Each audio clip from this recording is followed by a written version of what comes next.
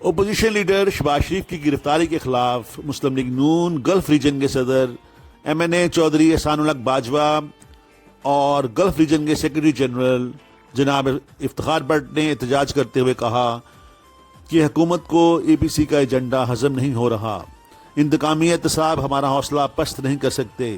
انہوں نے کہا کہ اپوزیشن لیڈر کو 2 بار گرفتار کرنا اس حکومت کے لیے باعث شرمناک ہے۔ جناب چودھری احسان الحق باجوہ نے کہا کہ میاں نواز شریف نے اپنی تقریر میں کوئی غلط بات نہیں کی تھی، ان کی تقریر APC کا اعلامیہ تھا جس میں 100% عمل درآمد ہوگا۔ سیکرٹری جنرل گلف جناب افتخار بٹ نے اس موقع پر کہا کہ ایک ایسے شخص کو قوم کے سروں پر مسلط کر دیا گیا ہے جو نا تجربہ کار ہے، جسے حکومت چلانے کا کوئی تجربہ نہیں۔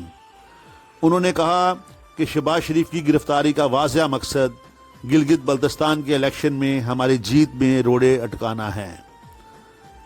ہمارے پاس کافی آپشن موجود ہیں۔ مسلم لیگ نون گلف قائدین کے فیصلوں کی منتظر ہے۔